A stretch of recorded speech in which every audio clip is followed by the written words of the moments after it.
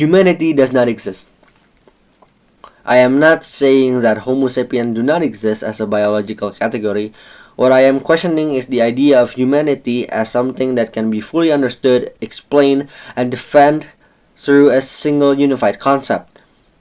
There is a reason why human beings continue to imagine themselves as exceptional.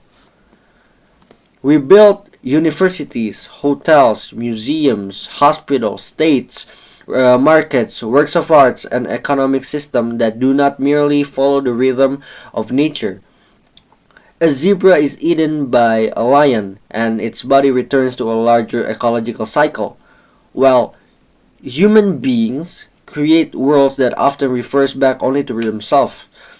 We build cities for humans, law for humans, technologies for humans, and histories for humans. Capitalism understands this very well.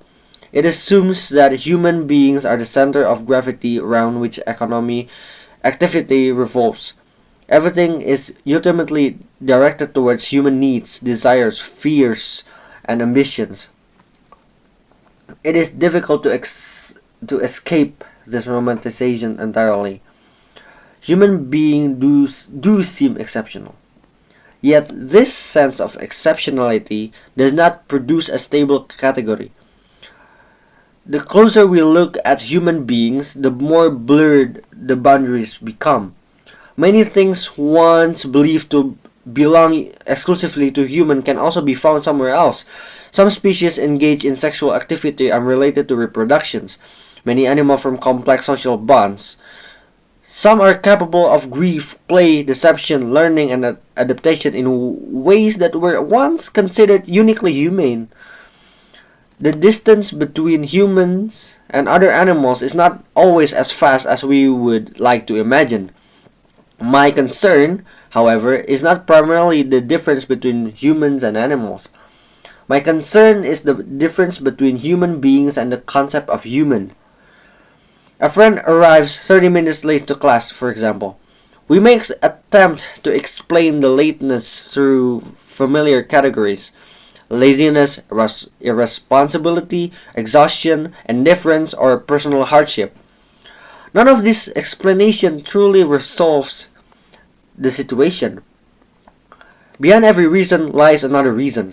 Behind every action stands a network of experiences, language, education, social relation, media consumption, economic condition, memories, traumas, desires, accidents, and circumstances that remains inaccessible to us. We are not dealing with a finished project. We are dealing with a process of in motion. This is why I have never been fully comfortable with the idea of the individual. The word itself suggests something indivisible, a unit that cannot be broken down any further. Human experience suggests the opposite. The self can always be decomposed. The self can always be traced back to the force that shaped it. The self is always constituted by relations that precede it. The person I am today emerged from family, friendships, language, music, of course, books, the internet, places I have inhabited, failures I have endured, and countless territories of meaning that I have continuously constructed and dismantled throughout my life. Even the body I call mine serves as a habitat for countless other living organisms. My point is, there is no truly singular center. There is no perfectly clean boundary. There is only a constantly shifting configurations of extraordinary complexity. It is from this point that my critique of the epistemology of activism begins. Activism requires categories. It speaks of workers, women, men, minorities, majorities, victims and oppressed, the marginalized, and numerous other collective identities. I understand why such categories are necessary. Without categories, there can be no solidarity. Without solidarity, there can be no political movement. Without political movements, many forms of injustice would remain unchallenged. Yet political necessity does not automatically generate epistemological validity. Every category reduces the complexity of those placed within it. Every collective identity leaves something outside itself. Every narrative of struggle simplifies experiences that are far more complicated than the language used to describe them. I am not claiming that collective suffering does not exist. Also, I'm not claiming that solidarity is unimportant. What I am questioning is the claim to knowledge that emerges when a category begins to speak on behalf of those contained within it, of those who contain within it. How can a concept adequately represent experiences that are fundamentally unfinished? How can a single identity contain all the contradiction that exists within those who occupy it? Why do we continue to speak about humanity as though we know what it actually refers to? I can understand the unity of animation workers.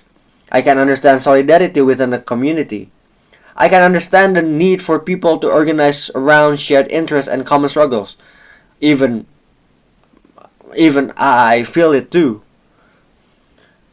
What I do not understand is the leap from these realities to an abstraction called humanity. What I see are people. What I see are experiences that never fully coincide with one another. What I see are meanings continuously produced, negotiated, contested, and transformed. Whenever a person is reduced to a category, something disappears. The meaning they wish to give their life disappears. The context that shapes their actions disappears. The significance of their works disappears. The complexity that makes them who they are disappears. This is not because human beings are unique. I do not believe human beings are unique. Human beings are far too repetitive to be called unique. Their desires repeat, our fears repeat, our mistakes repeat. Some might say our histories repeat. But what makes human beings difficult to understand is not uniqueness. What makes human beings difficult to understand is complexity. And for this reason, I find it increasingly difficult to accept humanity as a foundation to knowledge. There are human beings, there are experiences, there are relationships, there are histories. What I have never managed to find is humanity itself.